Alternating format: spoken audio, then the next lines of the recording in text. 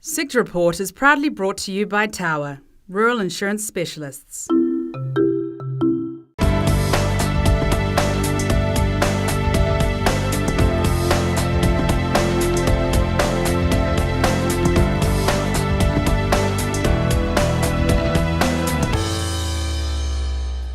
Welcome to Tower Sector Report. I'm David Beatson. This week it's showtime for some, survival for others, and a reality check on New Zealand's agribusiness prospects. Is the campaign to save our kiwi fruit industry from the plague of PSAV winning the war? How do the leading rural lenders at Rabobank rate New Zealand's agribusiness prospects? And what's the future for Equidays as New Zealand's paramount equine event launches? The one thing is very different with humans and horses or animals. They don't lie. Last weekend saw New Zealand's equine sector notch up another famous first with the debut of Equidays at Mystery Creek, Hamilton, designed as a 3-day showcase ranging from basic education clinics to top-flight international horsemanship. Our rural affairs correspondent Drew Chappell discovered that almost 13,000 people couldn't wait to pay up and participate. Riding is one of those sports where you realize the better you get at it, the more you understand how little you know. It's no stretch to say that to own an animal as big and expensive as a horse, one has to be fairly committed to the cause.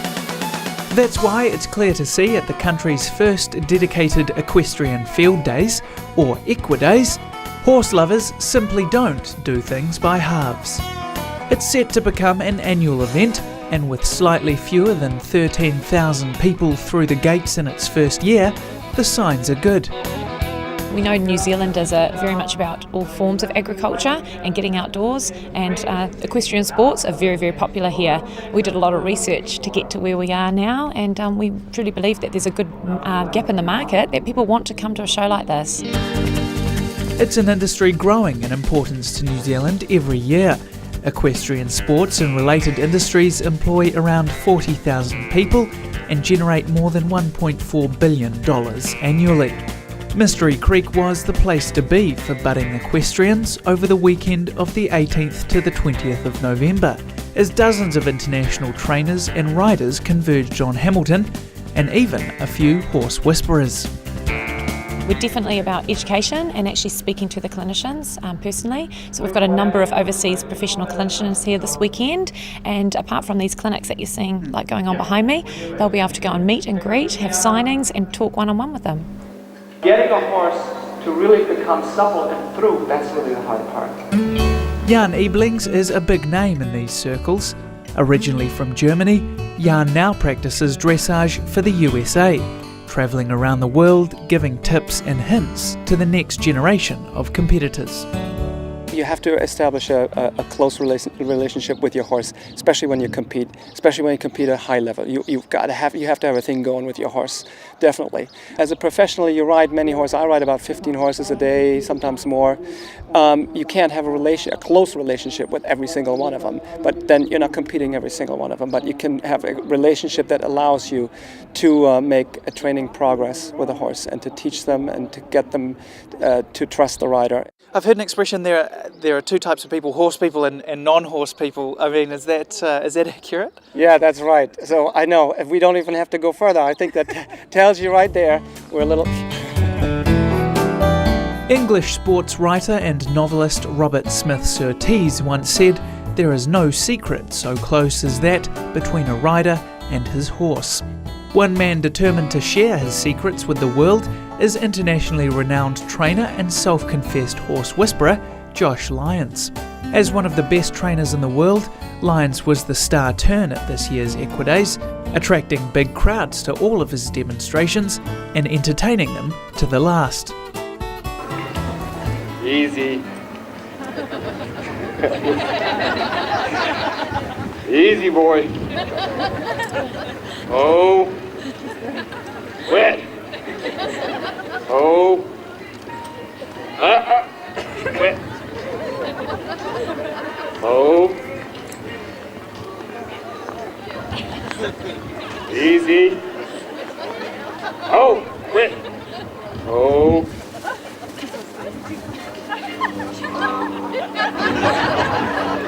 You guys ever seen that? You know you're gonna die. Josh Lyons runs his own ranch in Nashville, giving group clinics and one-on-one tuition to horse owners looking to understand their animals better. He and his brother Mike go by the motto that the only tools you need to take into the barn are knowledge and motivation. What I'm trying to do is teach people to start to look for more for the thought, not the action. And what we're stuck on a lot of times right now is the action, that we pick up the rein and we pull until we get the footstep here, or we pull back till he stops. That's all we see. We don't really see why he's doing it. Josh Lyons believes horses speak to us all the time. It's just a matter of working out what they are trying to say. And it's pretty simple. You know, body language, we think we need to go learn how to read it, and you don't. It's like waking up and seeing your wife wake up in the morning and her head rotate 360 degrees. You know, today's not a good day to be talking to her, right? So you can feel that body language anytime. And a horse, you walk in to pin on the horse and you can feel him throw his ears back and want to kick you. You know, if you just pay attention to it, then anybody can read it. Compared to raising a family and talking to his sons, Lyons reckons training horses is a cinch. Of course, you do it because it's your job, but also because you love it. What do you think it is about working with horses that people enjoy? I got 4 boys. My 2-year-old kid, I can tell him what I need to be done. I can say, "Are you hungry?" A horse, I can't. So I have to figure out another way to communicate. Actually, that is simpler than I would for a 2-year-old kid. And I think that's the kind of the thing I really enjoy the most about it is really being able to use your imagination to figure out some way to communicate without verbally, you know, to this horse what I need done. Jan Eblings and Lyons weren't the only international experts on show at Equidays. Aussie twosome Dan Steers and Dan James were also on hand at the event, giving clinics on horsemanship. Dan Steers says unlike most other sports, age is no barrier to success in equestrian events. I didn't start till I was 14. You know, I didn't have any involvement with horses. I was full-time by the time I was 15. So, you know, there's not so much an age. I've got a good friend in Western Australia who, you know, he was a shearer. He started in his early 30s and he's one of Australia's, you know, leading horsemen as well. So, you know, age isn't a restriction as such. It's more the individual person. You know, they've got to have that confidence to try and, you know, and if they want to have a go, then they can still be a great horseman no matter what age. The pair, who work together as Double Dan for audiences around the world, believe all horses are essentially the same, no matter what their background. The best thing about horses is they're universal. You know, they only speak one language, which is horse. So it really doesn't matter what country you're in to what you can achieve with a horse. There's different types, I guess, what we look for, and you know, your breeding programs that different countries might have worked towards. But as far as working with a horse, they're all the same. But like most of the committed onlookers at Equidays, what drives everyone in the industry is fairly simple: a love for what they do and the animals they care for. You know, I started when I was a little kid. I was 6 years old and I just wanted to do it. And I grew up in Germany. And of course, as a German boy, it's either soccer or riding. And I wanted to play soccer. And my parents signed me up for riding and I was stuck with it. But I really loved being around the animals and having friends, going to horse shows. And it's just something that stuck with me. And I just can't even imagine doing anything but riding. Drew Chappell reporting. Coming up, saving our kiwi fruit crop from a savage vine killer. Stay with Tower Sector Report.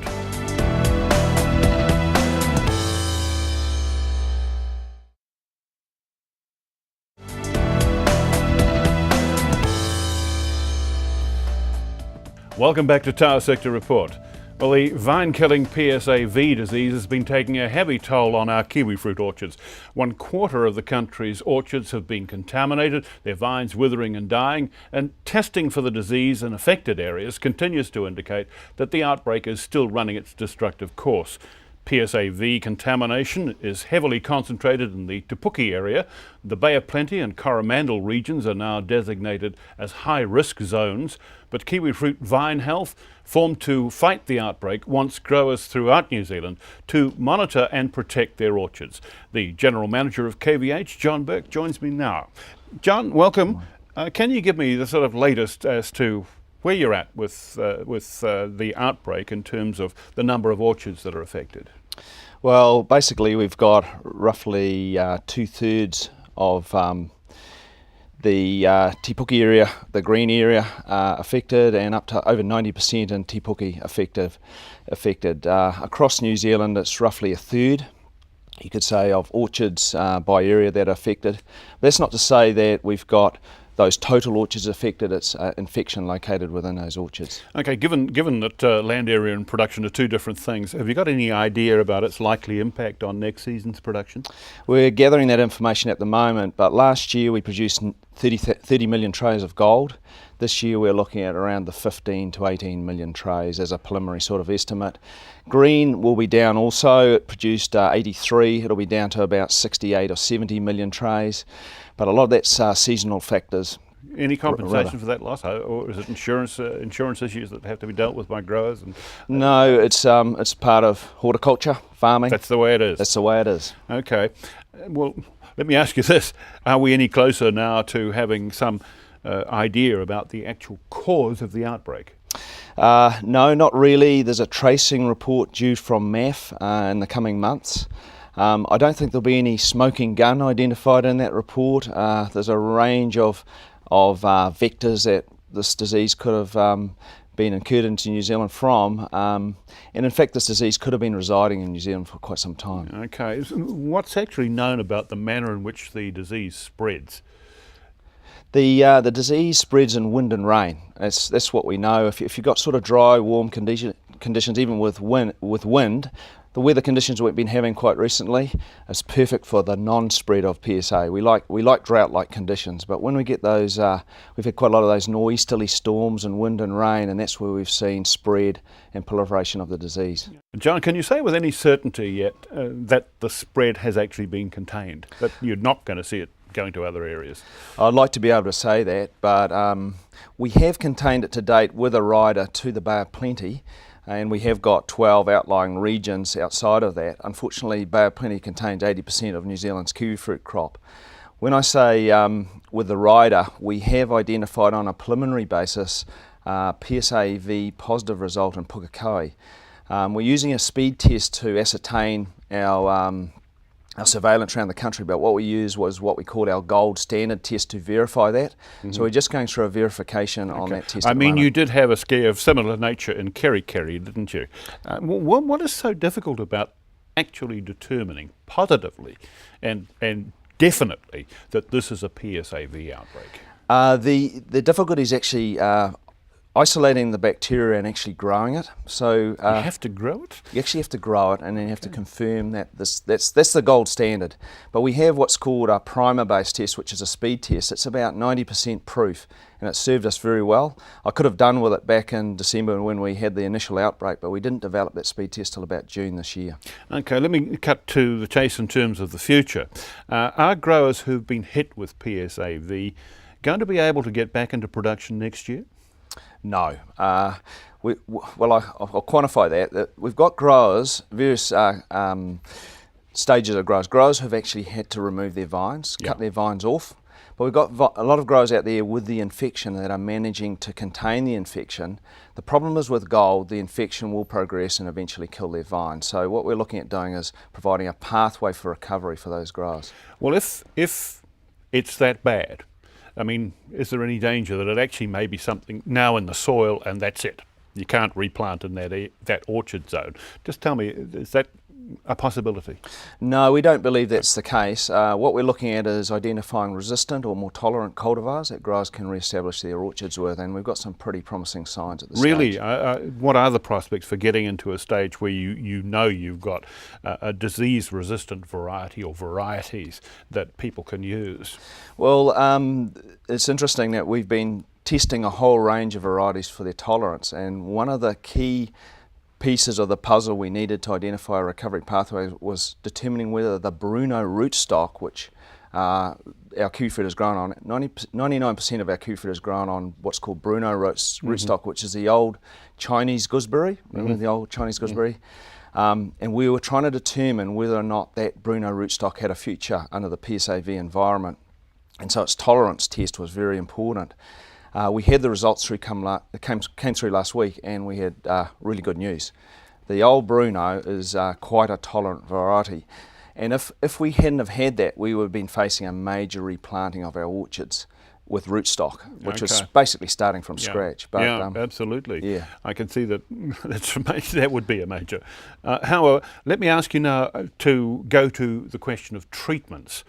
How much progress is being made with the development of effective treatments that can be applied rather than the slash?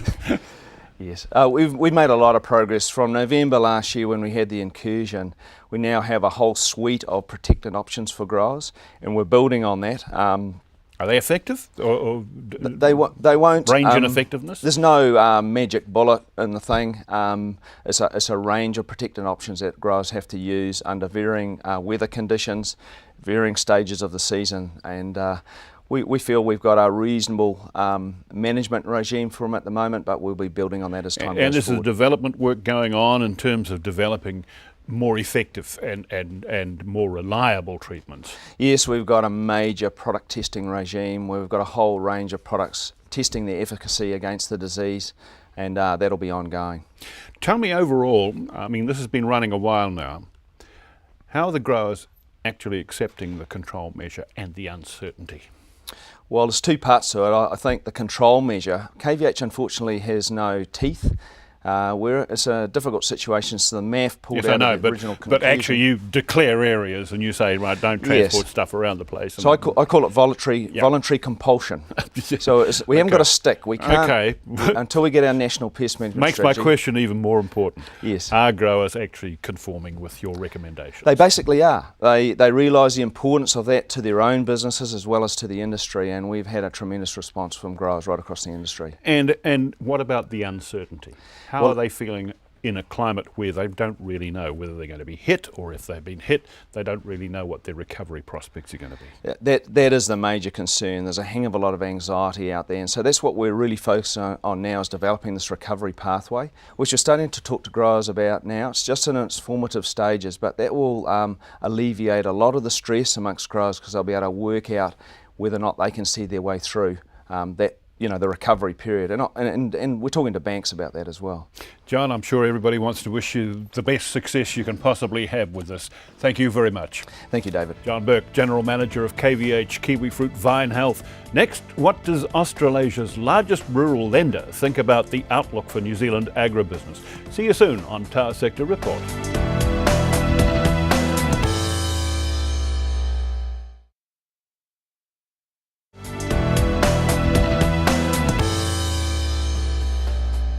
Welcome back to Tower Sector Report. Well, Rabobank takes the quarterly pulse of farmer confidence and New Zealand agribusiness across all the key sectors. Its latest report shows the woes of the world economy have had a depressing effect on our farmers' confidence. Only 35% of New Zealand farmers expect the agricultural economy to improve in the next 12 months. That's compared to 48% who saw things positively in the previous quarter. Our Rural Affairs correspondent Drew Chappell drills down for more detail with Rabobank's General Manager of Food and Agribusiness Research, Justin Sherrard. All right, well, Justin, thank you for joining us on Tower Sector Report. First of all, the report is called Rethinking the F&A Supply Chain. Who needs to rethink, and what does rethinking actually mean?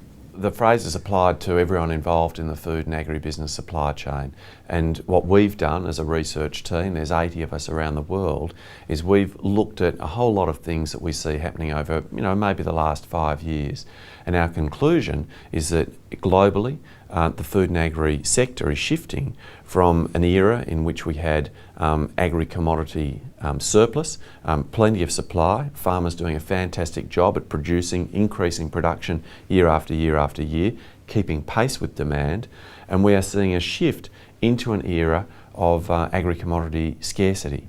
Now, you talk about a change of era from plenty to an era of scarcity. That suggests a prolonged period of time. How long can we reasonably expect this era to be? Our view at the moment is that we're looking at something which is going to last for at least the period of this decade. We see a range of things happening in terms of demand drivers, in terms of supply issues, and some other issues that are influencing the sector as well. And so to just run through those quickly, I mean, in terms of demand drivers, everyone knows that global population is growing. The course of this decade, global population, we're going from 7 billion up by about 11%, so say, 700 and a bit million extra people. Now we know that you put together Africa, China, India, and you've got about 500 million of those 700 and a bit million people are going to be in those three areas, continents and countries. So very strong demand driver. You also have a big wealth effect as more people move into what we might consider a middle class household. We see increasing demand for dairy, increasing demand for animal proteins, meat, and that brings with it additional demand for feed grain as well. Now, in the report it talks about farmers perhaps cooperating and becoming active partners in the supply chain. What sort of cooperation is that? Cooperation is a broad term which encompasses a whole lot of things. I mean, let me give you some specific examples of what we see in terms of the way that these companies in the midstream, the processing companies, are starting to rethink how they deal with supply. Let's take Silver Fern Farms. They have issued 3-year schedule prices for lamb. Now, I don't think that's been done before, and it's only just been done now. So now if you're a sheep farmer, for the first time, you know what price Silver Fern will offer you month after month after month for each month over the next 3 years. That's a fair bit of certainty that you're offering to sheep farmers, certainty that they haven't had in the past.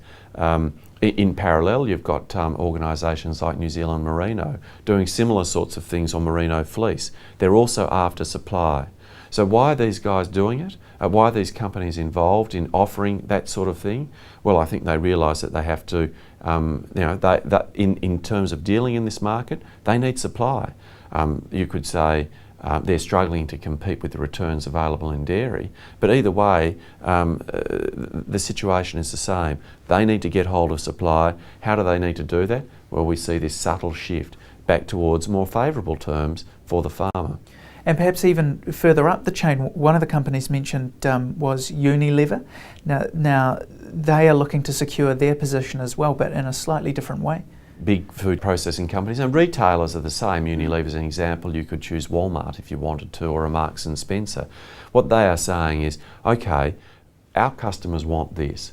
They want a particular type of food attribute. So how are we going to deliver that? Well, we need to send a very clear signal back up the supply chain that this is how we want to see food produced. So Unilever, by 2020, they want 100% of all of their raw materials to be sustainably produced. So if you're going to get into the Unilever sustainable production model, that's a fair commitment as a farmer, right? You're going to align yourself with how they want you to do things. What's in it for you? What's the return? Unilever is in a subtle way trying to exert more control over the market, because as a farmer, once you shift into that pattern of production that they want you to follow, then you're captured by them. Captured in a broad sense, not in a tight contractual sense, but you're in a supply chain. They feel they can have more control over that supply chain by specifying those criteria for suppliers. So that's what they're trying to do. Who holds the advantage here? Is it simply a case of survival of the fittest, or indeed fastest? I think everyone's going to move Yeah. in terms of the downstream processes and whether they're the primary processes or the value-added processes. They're all going to be moving. We see the signs now. Not everyone's moving. A lot of people are making some initial forays, shall we say, trying to change their sourcing strategies. They're going to work out what's best. We don't think there's a single sourcing strategy that's going to work for any particular company in every situation. We see examples. I mean, I was in China last week talking to Tyson Foods, major poultry processor over there. They are not sure how they're going to access supply to a new processing plant that they've got there. So on the one hand, they're looking to vertically integrate, and they are owning and controlling grow-out facilities for birds. On the other hand, they're supply contracting. They're getting others to put their own capital on the ground there and to build those grow-out facilities. So they're saying, okay, in one particular facility, we're going to try 2 parallel strategies, work out what's best, work out what's going to work for us. The thing about this subtle shift into a new era of scarcity is that these are early days. We don't yet know exactly what the formula for success is going to be, but the message out of the analysis that we've done is that farmers are starting to see terms a little bit more favourable, or the terms to farmers are going to be a little bit more favourable than they have been in the past. Well, it should be very interesting to see what eventually does happen. Thank you very much for your time. Justin Sherrard, Rabobank's General Manager of Food and Agribusiness Research, speaking with correspondent Drew Chappell. And that's all for now. Remember, you can catch our show again anytime by going to our website www.country99tv.co.nz. Meantime, thanks for your company.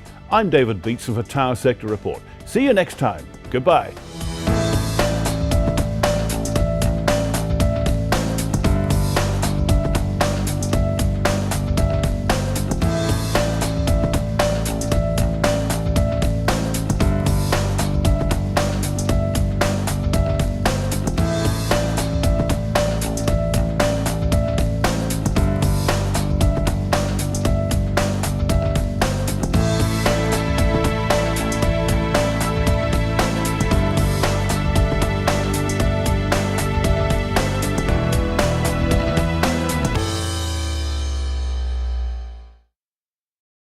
Sector Report was proudly brought to you by Tower, Rural Insurance Specialists.